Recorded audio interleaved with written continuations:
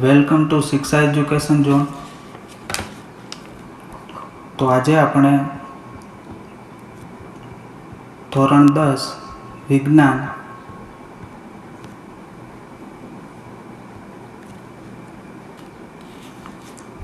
Chapter number 6 જૈવિક ક્રિયાઓ life processes.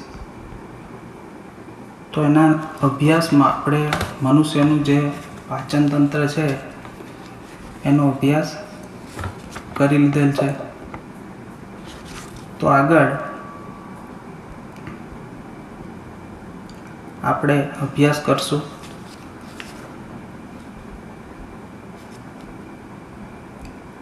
તો અહીંયા આપણે ક્વેશ્ચન શીખશું આજે। એ 1 માર્કમાં પણ પૂછાઈ શકે અને 2 માર્કમાં પણ પૂછાઈ શકે। એકદમ નાનો ક્વેશ્ચન છે પણ આ એમપી છે।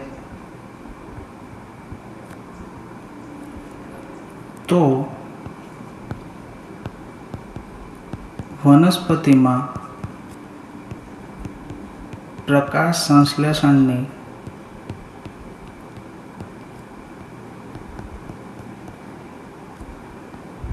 ક્રિયાનું સમીકરણ લખો। તો 1 માર્કમાં પણ ફક્ત સમીકરણ તમને પૂછી શકે અને 2 માર્કમાં તમને એમ પણ પૂછી શકે કે પ્રકાશ સંશ્લેષણની ક્રિયા સમજાવો। તો અહીંયા જોશું તો આપણે વનસ્પતિ પ્રકાશ સંશ્લેષણની ક્રિયા કરતી હોય ત્યારે એ પહેલી જે વસ્તુનો ઉપયોગ કરશે એ હશે સૂર્યપ્રકાશ। પછી આપણે નાનપણથી શીખતા હોઈએ કે વનસ્પતિ ઓક્સિજનનું પ્રમાણ વધારે છે અને કાર્બન ડાયોક્સાઇડનું પ્રમાણ ઘટાડે છે। તો બીજું એ વાતાવરણમાંથી કાર્બન ડાયોક્સાઇડ વાયુનો ઉપયોગ કરશે। તો આપણે એને લખશું CO2।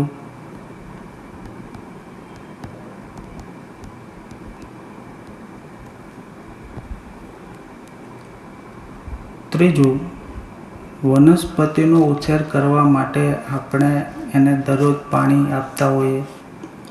તો ત્રીજી વસ્તુ ખોરાક બનાવવા માટે વનસ્પતિ ઉપયોગ કરશે પાણીનો। તો પાણીને આપણે લખશું H2O।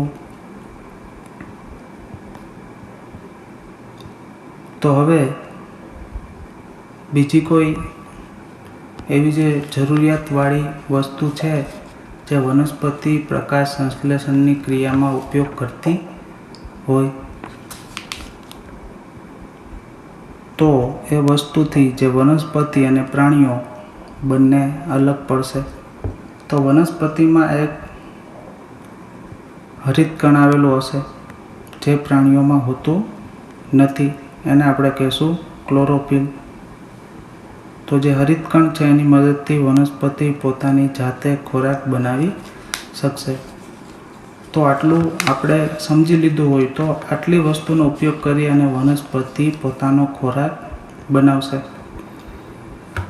તો હવે સમીકરણ લખવા માટે આપણે વનસ્પતિ ઉપયોગ કરે છે કાર્બન ડાયોક્સાઇડનો। તો આપણે એ લખશું કાર્બન ડાયોક્સાઇડ।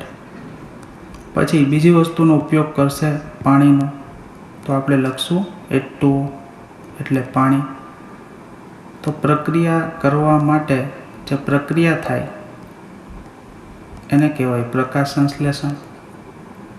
એટલે અહીંયા પ્રકાશનો ઉપયોગ કરશે અથવા આપણે સૂર્યપ્રકાશ પણ લખી શકીએ।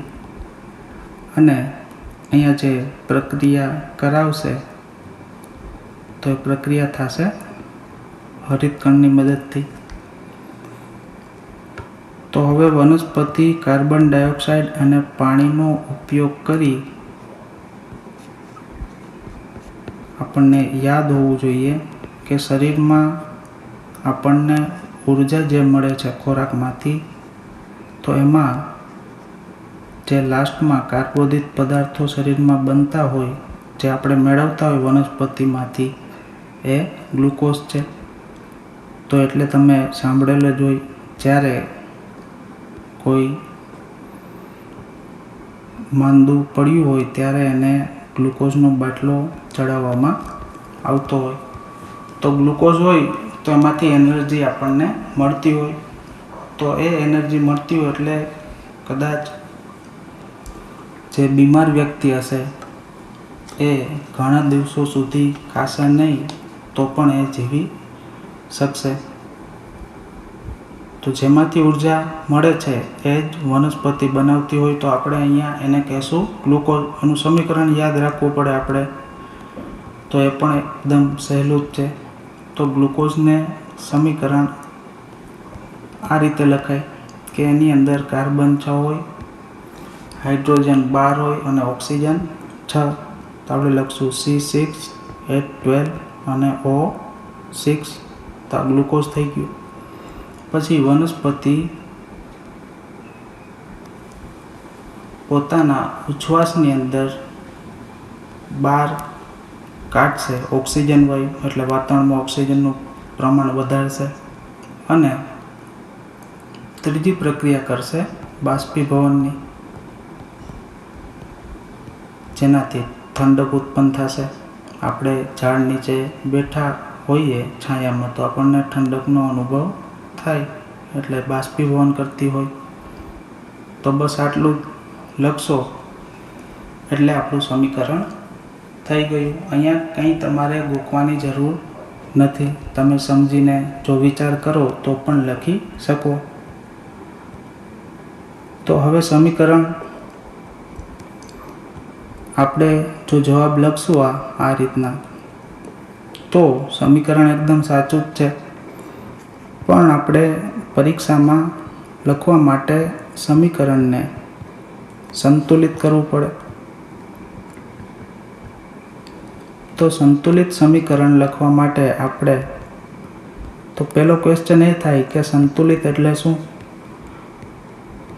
તો પ્રક્રિયાની અંદર આ બને છે એ પ્રક્રિયકો છે, અને જે વનસ્પતિ પોતાનો ખોરાક બનાવે છે એ આપણી નીપજ છે. તો કોઈ પણ સમીકરણ લખો તો એ સાચું ત્યારે જ પડે જ્યારે જેટલા તમે પ્રક્રિયકોનો ઉપયોગ કર્યો હોય એટલી જ સામે નીપજ હોવી જોઈએ. ટૂંકમાં આ સાઈડ કાર્બન 6 હોય તો બીજી સાઈડ પણ કાર્બન 6, હાઇડ્રોજન 12 હોય તો હાઇડ્રોજન બીજી સાઈડ પણ 12, અને ઓક્સિજન જેટલા ડાબી બાજુ હોય એટલા જ જમણી બાજુ હોવા જોઈએ. તો આને કહેવાય સંતુલિત કરવું. તો એનો સંતુલિત કરવાનો વધારે અભ્યાસ આપણે ચેપ્ટર નંબર 1માં પણ કરશું. પણ અત્યારે સંતુલિત કરવા માટે આપણે યાદ રાખશું કે ગ્લુકોઝમાં આપણે જોઈએ તો અહીંયા કાર્બનની સંખ્યા 6 છે, C6H12O6. તો હવે ડાબી બાજુ 6 કરવા માટે આપણે અહીંયા 6 કાર્બન કરશું, એટલે કાર્બનની સંખ્યા સંતુલિત થઈ જશે. હવે જો હાઇડ્રોજનની ગણતરી કરીએ તો અહીંયા હાઇડ્રોજન 12 છે, અહીંયા 2, તો 14 થશે. તો હવે હાઇડ્રોજનને સરખા કરવા માટે આપણે અહીંયા લગાડશું 12, તો અહીંયા થઈ જશે 24 હાઇડ્રોજન. તો અહીંયા 24 કરવા માટે અહીંયા 12 આપેલા જ છે, અને અહીંયા 12 કરવા માટે આપણે લગાડશું 6, તો અહીંયા 12 થશે, અને આ હાઇડ્રોજન 12 એટલે 24 થઈ જશે. આ સાઈડ ઓક્સિજનની ગણતરી કરશું તો ઓક્સિજનની આગળ 6 છે, એટલે ઓક્સિજન અહીંયા થશે 12, અને આ ઓક્સિજન 12 છે એટલે થશે 24. તો અહીંયા ઓક્સિજન જોશું તો આ 6 છે, અને આ ઓક્સિજન 6 છે. તો 6 ને 6 12 થશે ઓક્સિજન. તો હજી 24 કરવા માટે આપણી પાસે 12 ઓક્સિજન ઘટશે, એટલે અહીંયા 6 લગાડશું, એટલે બંને બાજુ હવે કાર્બન, હાઇડ્રોજન અને ઓક્સિજનની સંખ્યા સમાન છે. તમારે ગણવી હોય તો આ સાઈડ આપણે ગણશું પહેલાં હાઇડ્રોજન. તો જોઈએ તો અહીંયા હાઇડ્રોજન છે 12 × 2 એટલે 24. પછી ગણીએ કાર્બન, તો અહીંયા કાર્બન છે 6 અને પછી ગણીએ ઓક્સિજન, તો અહીંયા ઓક્સિજન 6 × 2 એટલે 12 અને અહીંયા 12 ઓક્સિજન એટલે ટોટલ થશે 24. તો આ ડાબી સાઈડના પ્રક્રિયકો છે. અને જો જમણી સાઈડના આપણે ગણશું તો એ પણ એટલા જ થવા જોઈએ, તો જ સમીકરણ સાચું થાય. તો અહીંયા કાર્બન 6 છે, તો કાર્બનની સંખ્યા તો સમાન થઈ ગઈ. હવે હાઇડ્રોજન ગણીએ તો અહીંયા 12 છે અને અહીંયા 6 લાગેલ છે એટલે 6 × 2 એટલે 12 થશે. તો 12 ને 12 હાઇડ્રોજનની સંખ્યા થશે 24. હવે લાસ્ટમાં ઓક્સિજનની સંખ્યા જોઈ લઈએ. તો ઓક્સિજનની જોશું તો અહીંયા 6 ઓક્સિજન છે, 6 × 2 એટલે 12 ઓક્સિજન, 12 + 6 એટલે 18 અને 18 ને છેલ્લા 6 ઓક્સિજન એટલે 24. તો જેટલા પ્રક્રિયકો ડાબી બાજુ છે એટલા જ પ્રક્રિયકો જમણી બાજુ. તો આ રીતે આપણે સમીકરણ લખી શકીએ. તો જવાબમાં આપણે લખવાનું થાય કાર્બન ડાયોક્સાઇડ વત્તા પાણી gives glucose plus oxygen plus water. અહીંયા આવશે 6, 12, 6 અને 6. આ રીતના યાદ રાખી શકો. 6, 12, 6 અને 6. તો આ લગાડી દેશો એટલે સમીકરણ છે સંતુલિત થઈ જશે. 6, 12, 6. અને સંતુલિત કરવાનું છે, આપણે શીખવાનું છે. ચેપ્ટર નંબર 1માં શીખશું કે કઈ રીતના સમીકરણને સંતુલિત કરવું. પણ અત્યારે એ બાબત ધ્યાનમાં રાખવાની કે આપણે સમીકરણ લખીએ તો જેટલા ડાબી બાજુ હોય એટલા જ જમણી બાજુ હોવા જોઈએ. આના નામ લખશો કાર્બન ડાયોક્સાઇડ,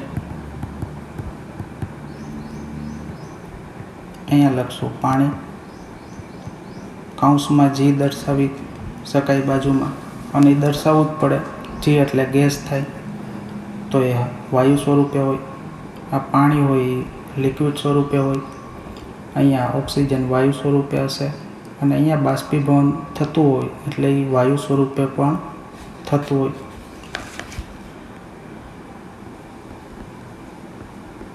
તો આ થશે ગ્લુકોઝ અને આ થશે ઓક્સિજન.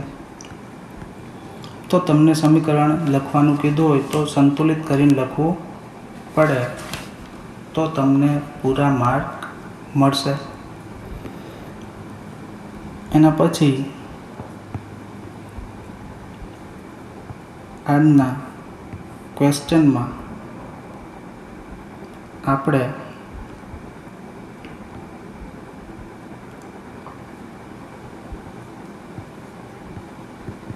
વનસ્પતિમાં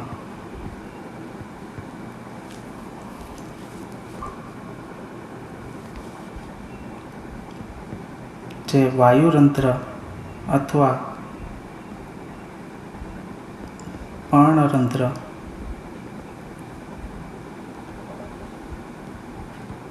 ખુલ્લા બંધ થવાની પ્રક્રિયા વિશે ટૂંક નોંધ લખો અથવા પ્રક્રિયા સમજાવો. તો આ પણ એકદમ ઉપયોગી ક્વેશ્ચન છે. તો આપણે અહીંયા ક્વેશ્ચન સમજતા પહેલાં વનસ્પતિની અંદર આપણે શ્વાસ લેવા માટે જેમ ફેફસાનો ઉપયોગ કરતા હોઈએ એમ વનસ્પતિ હવાની આપલે કરવા માટે એની અંદર વાયુરંધ્ર હોય અથવા પર્ણરંધ્ર. તો પર્ણ ઉપર જે આવેલા હોય એને પર્ણરંધ્ર કહેવાય.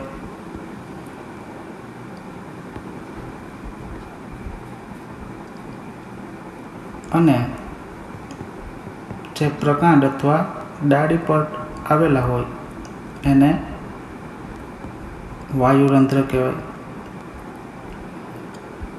તો વાયુરંધ્ર અને પર્ણરંધ્ર બંને વનસ્પતિમાં જે હવાની આપલે હોય એ કરવા માટે એનો ઉપયોગ કરશે અને બાષ્પીભવનની ક્રિયા પણ વાયુરંધ્ર દ્વારા થશે.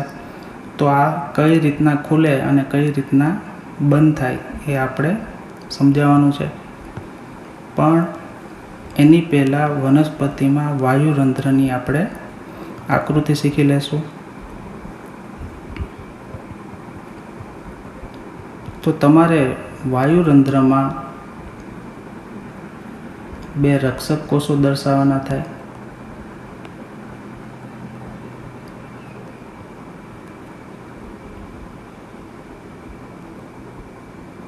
તો આ રીતે તમે 2 રક્ષક કોષો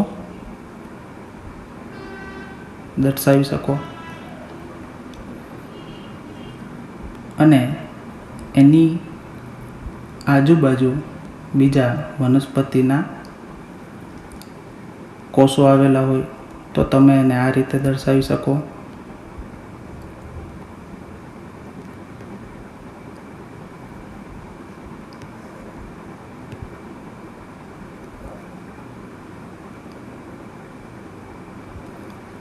તો જે વચ્ચેનો ભાગ છે એને આપણે કહીશું વાયુરંધ્ર અથવા પર્ણરંધ્ર. પછી આજુબાજુ જે 2 કોષ છે એને કહીશું આપણે રક્ષક કોષો. તો વાયુરંધ્ર ખુલવા અને બંધ થવાની પ્રક્રિયા આ રક્ષક કોષો કરતા હોય. હવે જે બહારની સાઈડના જે કોષ છે એને આપણે એપિડર્મલ સેલ કહી શકીએ અથવા એપિડર્મલ કોષ ઇંગ્લિશ નામ છે. કોષ એને ઇંગ્લિશમાં કહેવાય સેલ, એટલે એપિડર્મલ સેલ પણ કહી શકો. તો એપિડર્મલ સેલ એની આજુબાજુ હોય, 2 રક્ષક કોષો હોય અને એની વચ્ચે જે જગ્યા હોય અહીંયા વનસ્પતિનું પર્ણરંધ્ર હોય અથવા વાયુરંધ્ર હોય. તો આ જે વચ્ચેની જગ્યામાંથી વાયુઓની આપલે થાય, બાષ્પીભવનની ક્રિયા થાય અને રક્ષક કોષો ઉપર તમે હરિતકણ દર્શાવી શકો. તો આ રીતના દર્શાવી દેવા. તો એકદમ સહેલી આકૃતિ છે. તો આને આપણે દોરતા શીખી લેવાની છે અને આટલું નામ નિર્દેશન યાદ રાખવાનું છે. મેઇનલી વાયુરંધ્ર ક્યાં હોય, રક્ષક કોષો કેટલા હોય, 2 રક્ષક કોષ હોય એની વચ્ચે વાયુરંધ્ર હોય તો એ ક્યાં આવેલું હોય તો પર્ણોમાં હોઈ શકે અને પ્રકાંડમાં હોઈ શકે અને એની આજુબાજુ એપિડર્મલ સેલ હોય. તો આટલું સમજાઈ ગયું હોય તો આની જે ખુલવા બંધ થવાની પ્રક્રિયા છે એ આપણે નેક્સ્ટ લેક્ચરમાં ભણશું. તો થેન્ક યુ અને ઘરે જેમ બને એમ એટલી મહેનત કરજો. જે ક્વેશ્ચન કોઈ હોય તો તમે સ્કૂલ પર ફોન કરી અને જણાવી શકો છો. Thank you.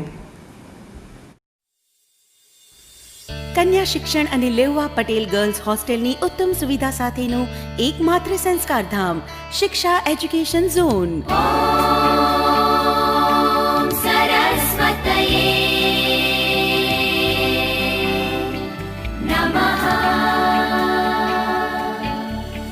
शिक्षा एजुकेशन કન્યા શિક્ષણનું શ્રેષ્ઠ માધ્યમ શિક્ષા એજ્યુકેશન ઝોન કાલાવાડ.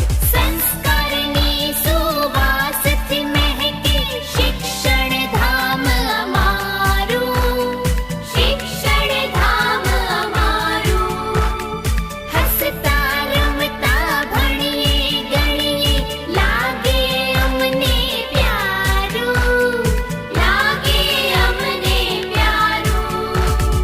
ગમ્મત સાથે જ્ઞાન મળે જમ ગુરુજનોનો દુલાર મળે. પ્રકૃતિના ખોળે ભણતા કન્યા કેળવણી અપાર મળે. પ્રગતિના છે રાહબર કોણ, શિક્ષા એજ્યુકેશન ઝોન. ભવિષ્યને કંડારે કોણ, શિક્ષા એજ્યુકેશન ઝોન.